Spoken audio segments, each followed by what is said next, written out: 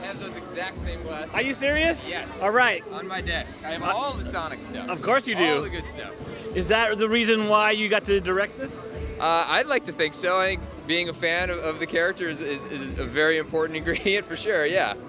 Isn't it weird? I mean, you must have played Sonic when you were a kid. Yeah, I was 13 in '91 when the game came out, and I was just playing every video game I could get my hand on, and Sonic just was a game changer. I mean, it was just such a fun character and a fast game, and there was nothing else like it, and that's why he's still around, you know, almost 30 years later.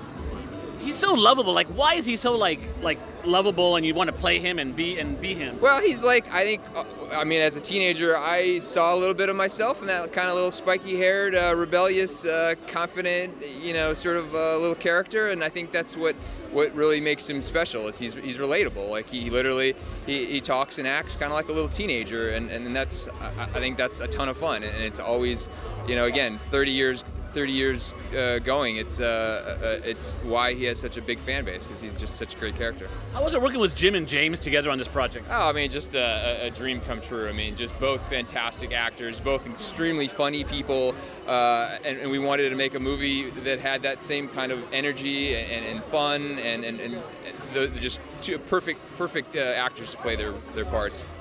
Did you even have to direct Jim? Because he was so on point, and it looks like he did extra stuff. Oh, I mean, he's a genius. I mean, he has comedy coming out of every one of his pores. So it is, yeah, it made my job easy. It was such a fun collaboration. He came to set with so many wonderful ideas. Almost all of them are in the movie. He made every scene better, every line of dialogue better. So yeah, it was a dream come true. And also James was, I saw the film, of course, very funny, very good timing, very good antics. Everything. Yeah, and especially faced with the challenge of having to act with a character like Sonic, who's CG and is not actually there at the time. So yeah, it was fantastic, and he did such an amazing job. And you lucked out with Ben with the voice. His voice is, I mean, you know, Sonic never spoke, and now he's speaking, and that voice is on point. Oh yeah, I mean, we got very lucky early on. Ben happened to be coming in to visit the animation studio Blur that I was working at the time, to meet with Tim Miller, who's an executive producer on Sonic, but he was there meeting with Tim over a different property. I happened to see all the Sonic stuff on my desk and asked, what's up with this? And I'm like, hey, we're developing a movie, and he's like, oh, I'm a huge Sonic fan. You know, if you need any help, let me know. And we absolutely did need his help, and he was the perfect casting for the character. I predict the $57 million opening weekend, by the way, because it was so good. Oh, that would be fantastic. I would be very happy with that number. I raised it by 10. Fingers crossed. It left an opening for 2, didn't it?